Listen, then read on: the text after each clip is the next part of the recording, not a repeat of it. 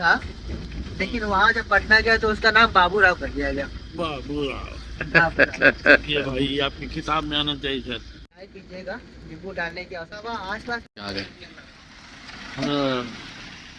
सब देख कर बोले बोले उठ के हम लोग चला आए जी।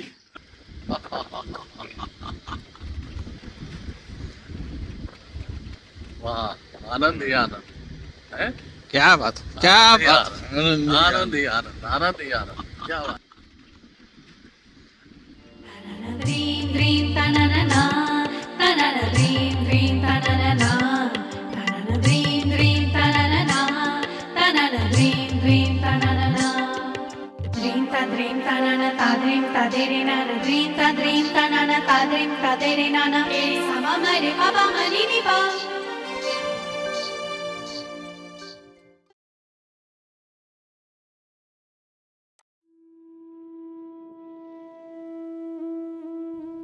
पूर्वी भारत की गोद में जहाँ हिमालय की तराई धीरे धीरे मैदानों को छूती है, वहीं सांसें लेता है एक जीवंत संसार, वाल्मीकि टाइगर रिजर्व। ये सिर्फ जंगल नहीं, ये प्रकृति की चिरंतन धड़कन का संगीत है।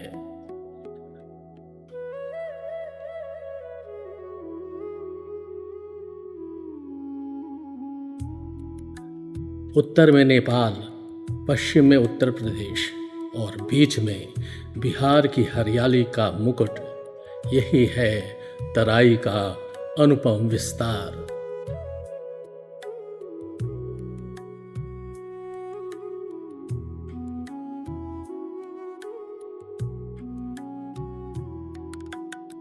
लगभग 901 वर्ग किलोमीटर में फैला ये संरक्षित क्षेत्र वाल्मीकि नेशनल पार्क और वाल्मीकि वाइल्ड लाइफ सेंचुरी का संगम है। पूरे जंगल का एरिया लगभग 900 स्क्वायर किलोमीटर है और इस जंगल से दो जंगल और बॉर्डर बनाते हैं, जैसे नेपाल का चितवन तथा उत्तर प्रदेश का सोगी बरवा रेंज।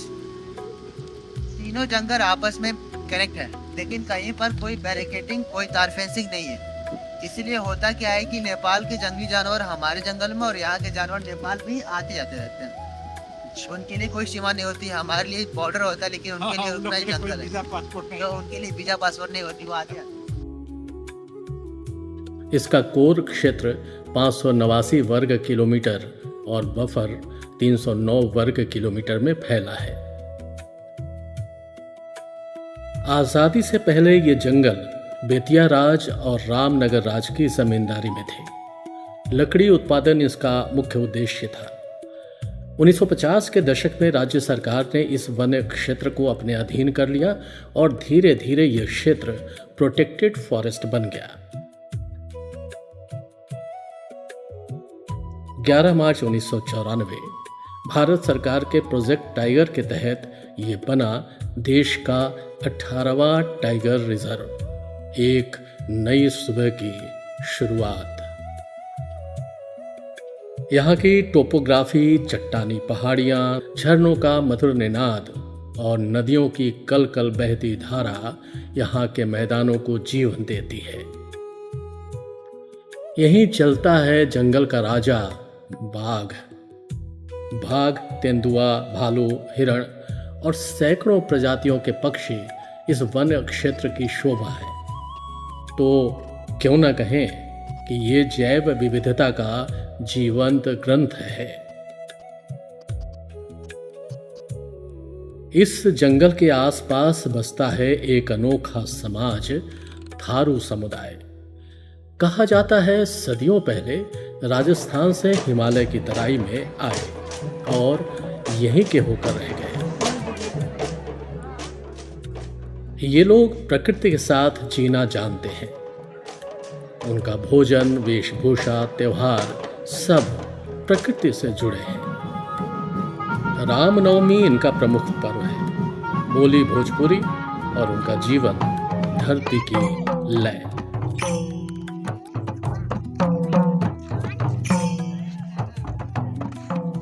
पर्यावरण, वन एवं जलवायु परिवर्तन विभाग बिहार सरकार के द्वारा पटना से वीटीआर वाल्मीकि नगर के लिए 2 दिवसीय साप्ताहिक टूर शनिवार रविवार के दिन आयोजित किए जाते हैं। जिसमें आप सुबह निकलकर शाम तक वाल्मीकि नगर पहुंच सकते हैं और दूसरे दिन से जंगल सफारी। इसमें प्रति व्यक्ति कुल खर्च का बिहार सरकार के पर्यावरण, वन एवं जलवायु परिवर्तन विभाग के वेबसाइट पर जाकर पता लगाया जा सकता है।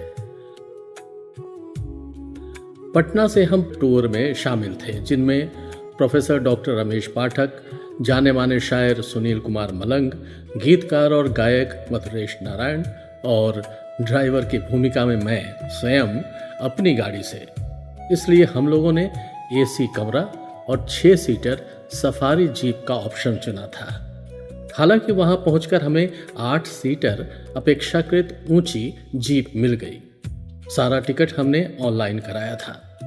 आप भी पहले से ऑनलाइन बुकिंग कर लेंगे तो आसानी रहेगी, क्योंकि सीजन में बहुत रश होता है जो सितंबर से फरवरी तक का होता है। ये फरवरी का महीना था। हम तैयार होकर बाहर निकले तो हल्की खुनक भरी ठंड से हमारा सामना हुआ। बाहर सफारी के लिए वीटीआर की 8 सीटर जीप खड़ी मिली। हम सब स्वेटर जैकेट पहने थे, कानों तक टोपी भी चढ़ा कर रखा था। पर जाने क्या सूझा कि हमारे मित्र शायर मलंग जी और प्रोफेसर रमेश पाठक कमरों से कंबल उठा लाए। उस समय तो उन्हें देखकर हमें हंसी आ रही थी, पर जैसे जैसे हम जंगल में प्रवेश करते गए वैसे वैसे उनकी दूरदर्शिता पर फख्र होने लगा, क्योंकि जंगल में इतनी ठंड में इस कंबल ने हमारी बहुत रक्षा की। अब हमारी जीप रेस्ट हाउस के गेट से बाहर निकल रही थी और जैसे जैसे हम सफारी की ओर बढ़ने लगे हमारा रोमांच वैसे वैसे बढ़ने लगा। अभी तक हम सफारी के बाहरी हिस्से में थे। यहाँ जटाशंकर चेक नाका पर हमारी गाड़ी रुकी, बैरियर हटाया गया और हमारी गाड़ी भीतर प्रवेश कर गई। हमारी सफारी की शुरुआत वास्तव में यहाँ से हुई। हमारे गाइड भी यहाँ से अपनी असली भूमिका में आ गए और इस सफारी के बारे में बताने लगे। कभी जानवरों के स्वभाव के बारे में, कभी उनके खान पान के बारे में। भालू का दीमक जो होता है सेकेंड फेवरेट फूड है स्लॉथ बियर का। ये तोड़ते हैं और इसी के अंदर से दीमक खाते हैं। रामायण में भी सर इसकी कहानी है। संस्कृत में आज भी इसको वाल्मीकि कहते हैं। पहले जो महर्षि वाल्मीकि थे वो रत्नाकर डाकू हुआ करते थे।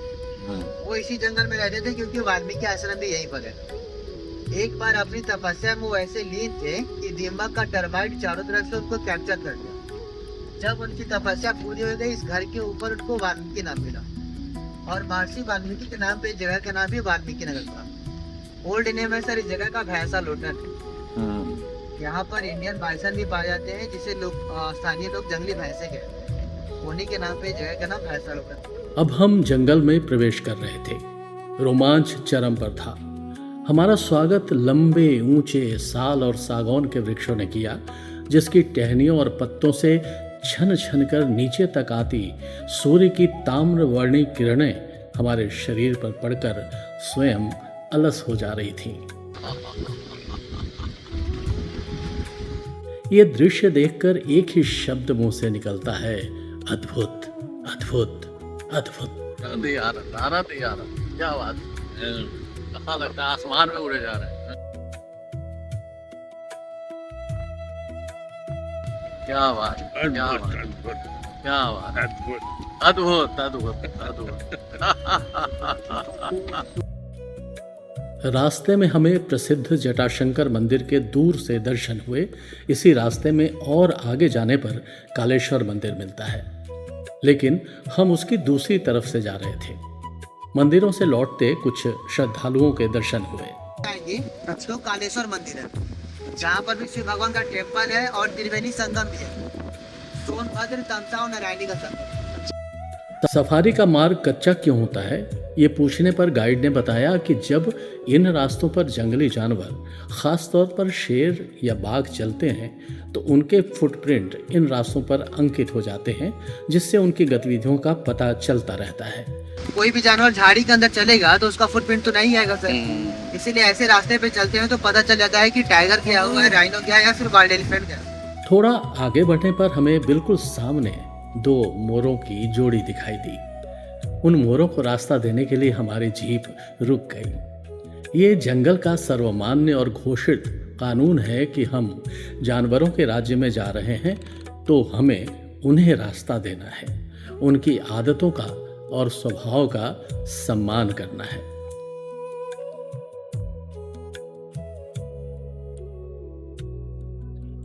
ये जंगल भी अजीब होता है।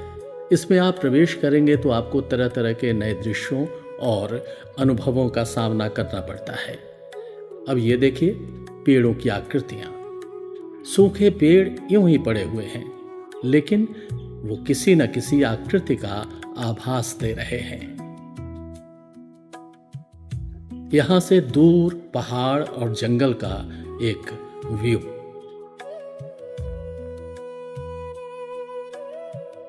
बीच में एक वॉच टावर मिला। हमारी जीप रुकी और हम सभी वॉच टावर के ऊपर चढ़ गए।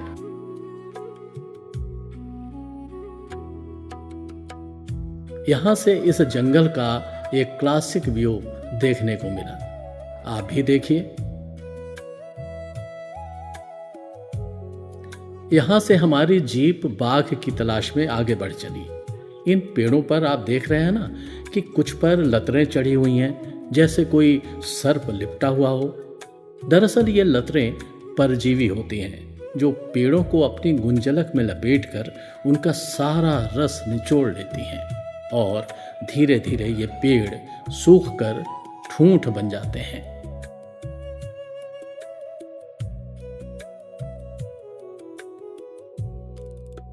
यहीं पर हिरण के सींग पेड़ पर टंगे मिले। बड़ा अजीब सा लगा। इसका मतलब हमारे गाइड ने समझाया। हर साल उनके सर से जाते हैं, लेकिन उसकी वजह पे नहीं आते। ये बहुत कीमती होता है, कोई ले नहीं जाता। लेकिन पहले क्या होता था कि लोग उठा के ले आते थे अपने घर के दरवाजे के ऊपर लगाने के लिए। हाँ हाँ हाँ। लेकिन अभी वाइल्ड लाइफ ये बैन है। जो भी चीज आते हैं वो भी धीरे धीरे डिकम्पोज जाते हैं। जो वर्कर्स आते हैं हमारे जंगल में काम करने के लिए, वो इसको कलेक्ट करके कहीं ना कहीं रख देते हैं ताकि टूरिस्ट लोग को ही दिख सके। बीच बीच में जंगल से जुड़ी मनोरंजक कहानियों का भी दौर चलता रहा, जिसमें एक कहानी बाबू राव की सामने आई।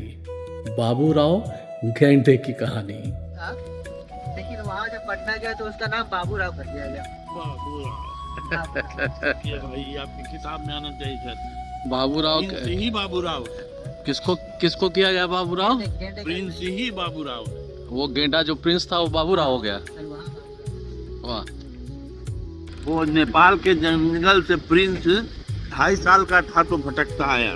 नहीं सर, वो बच्चा था ना, तो हमारे जंगल में भटक के जब चला आया था तो उसको देखा गया तो बहुत जख्मी था, कटा फटा था चारों तरफ। तो उसको रेस्क्यू किया गया और रेस्क्यू करने के बाद यहाँ पे लाके रखा गया। उसके बाद उसको प्रिंस नाम दिया गया यहाँ पर। फिर इसका इलाज चला लगभग 2.5 साल। 2.5 साल इलाज हुआ और इलाज के दौरान उसका जो नेचर था वो पालतू जैसा, पेट जैसा हो गया था। इंसान के साथ रहना, घुलना मिलना ये हो गया था। लास्ट में जब पूरी तरह से वो ठीक हो गया, उसको जंगल में नहीं छोड़ा गया क्योंकि इंसान के बीच रहने की आदत थी, उसका कोचिंग हो जाता। तो पटना के चिड़ियाघर में जब उसको शिफ्ट कर दिया गया, अब वहाँ पे हो गया, फिर उसको नया नाम मिला बाबू। इसके बाद गाइड ने बाघ के स्वभाव के बारे में भी बताया। टाइगर का अपना एक टेरिटरी एरिया होता है। उस एरिया के अंदर एक मेल टाइगर के साथ 2 फीमेल सरवाइव कर सकती है, लेकिन कोई दूसरा मेल टाइगर नहीं।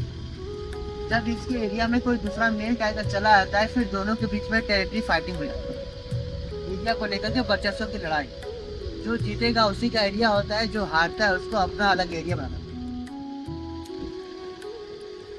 और टाइगर अपने एरिया को लेकर के इतने एक्टिव रहते हैं, जो मेल टाइगर होते हैं, यदि उसके खुद के भी मेल बच्चे हो रहे हैं तो टाइगर अपने बच्चों को भी मार देते हैं।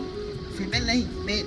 क्योंकि मेल के अंदर ऐसी सोच होती है कि आगे चल के जब बच्चे बड़े हो जाएंगे फिर हमारे टेरिटरी का मालिक यही बनता है, फिर हमें अपना जीवन सर्वाइव करने में मुश्किल होगी। तो मैं क्या करके फीमेल्स को जब बच्चे देने का समय होगा तो वो मेल टाइगर से दूरी बना लेती है। वो रिहायशी इलाके में नहीं तो डेंस फॉरेस्ट के अंदर चली जाती है। वहाँ पर बच्चों को जन्म देना, उनका भरण पोषण करना, और जब बच्चे उनसे शिकार करने के लिए तैयार हो जाते हैं उसके बाद जंगल में वापस आती है और उनका एरिया बनाकर उनका साथ छोड़ देती है। तो एक मेल टाइगर का एरिया हमारे जंगल में लगभग 25 किलोमीटर और सफारी का रास्ता है 23 किलोमीटर। कहने का मतलब एक टाइगर के रेंज में हम लोग घूमते हैं। अब इतना बड़ा जंगल है बीच का एरिया लिए, वो टाइगर किस समय कहाँ होगा, कब दिखाई देगा, कब निकलेगा, इसका पता किसी को नहीं। टाइगर का पता रहता है हमारे जंगल में जो टाइगर की पार्टी होती है, जो पेट्रोलिंग पार्टी होती है, जो जंगल में हमारे स्टाफ काम करते हैं, तो उनका आइडिया होता है। और नाइट के समय इंसान से 6 गुना अधिक देखने की शक्ति होती है। इसलिए पाकिस्तान में जब जानवर की विजिबिलिटी कम हो जाती है नाइट में, तो नाइट में टाइगर को ज़्यादा कुछ क्लियर दिखाई। जैसे आउल्स होते हैं, उल्लू भी नॉकटर्नल होते हैं, टाइगर भी नॉकटर्नल होते हैं। इसीलिए पर नाइट टाइगर अपने एरिया की पेट्रोलिंग करने के लिए निकलता है और हर नाइट वो पेट्रोलिंग करता है, लगभग 25 किलोमीटर का एरिया घूमता है। फिर दिन के समय आराम करना पड़ती है, क्योंकि दिन के समय टाइगर आपको दिख रहा है तो टाइगर ज़्यादा भूखा या फिर प्यासा है, इसलिए शिकार की तलाश में निकला है। और दिन के समय यदि टाइगर शिकार करने के लिए निकलता है तो 10 बार शिकार करने के लिए निकला तो उसमें 9 बार फेल हो, एक ही बार वो सबसे एरिया है। हाँ, इसके अंदर आने की जरूरत मत करो। वो 3-4 तरह से अपने एरिया को सब मार्किंग करते हैं। पहला तो स्केच मार्क, दूसरा यूरिन स्प्रे, कुछ को उठाते हैं पीछे से यूरिन के स्प्रे करते हैं पेड़ों के ऊपर।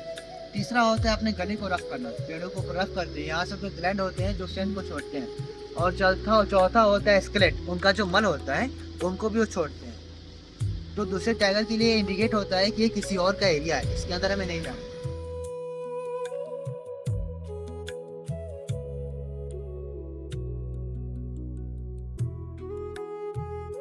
और यहाँ हमारे गाइड ने ऊपर करीब 200 फीट की ऊंचाई पर सांभर ढूंढ निकाला है। इनकी आंखें ऐसे दृश्यों को पकड़ पाने में सक्षम होती हैं। हम नहीं पकड़ पाते, लेकिन जब उन्होंने बताया तो हमने देखने की कोशिश की। वो काफी दूर हमें दिखा और ये DSLR कैमरे का कमाल है कि पहाड़ी पर पत्तों के बीच खड़ा सांभर कैमरे की पकड़ में आ गया।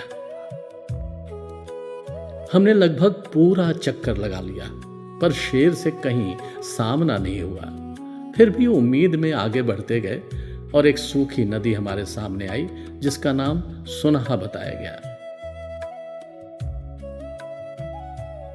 एक सहज जिज्ञासा हुई तो प्रश्न पूछ लिया कि ऑफ सीजन में यानी बारिश के दिनों में गाइड या अन्य स्टाफ क्या करते हैं। तो उन्होंने बताया, प्राइवेट एम्प्लॉय है तो जब तक सफारी चलेगी तब तक हम लोग को सैलरी। अभी क्या पढ़ाई लिखाई, हम लोग का पढ़ाई का उम्र है तो पढ़ाई लिखाई करते हैं। हाँ, अच्छा पढ़ाई लिखाई यहाँ सपोर्ट हो जाता है पढ़ाई कर। आस-पास में जो मोटी सी पेड़ है ना, ये बड़ी वाली, हाँ, ये सबका साल की है। साइंटिफिक नेम होता है सूर्य नमस्कार। साल का मतलब है सखुआ, तो सबने सखुआ बनाया। और इस जंगल में 80% यही पेड़ है, सखुआ। लकड़ी होती है ना सर, बहुत मजबूती बहुत होती है इसकी।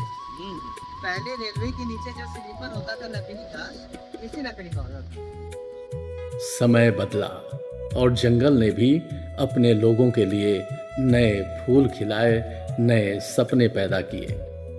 वन विभाग और इको डेवलपमेंट कमेटियों ने स्थानीय युवाओं को गाइड, ड्राइवर और सांस्कृतिक कलाकार बनने की ट्रेनिंग दी।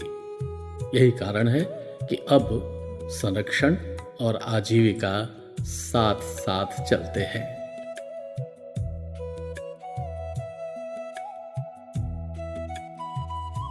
दो 2018 में मैनेजमेंट इफेक्टिवनेस एवोल्यूशन के तहत बहुत अच्छी रेटिंग से VTR को नवाजा गया। एक और जहां बाघों की संख्या में उल्लेखनीय वृद्धि हुई, वहीं इसे कैट्स मानक की मान्यता और भारत बायोडायवर्सिटी अवार्ड भी मिले। ये सिर्फ सम्मान नहीं, ये जंगल की विजय है। वाल्मीकि टाइगर रिजर्व सिर्फ एक संरक्षित क्षेत्र नहीं, ये एक उम्मीद है।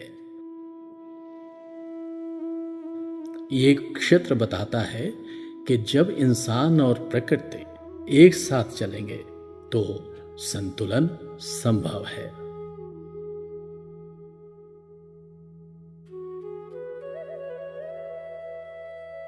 आइए शपथ लें कि हम प्रकृति की रक्षा करेंगे।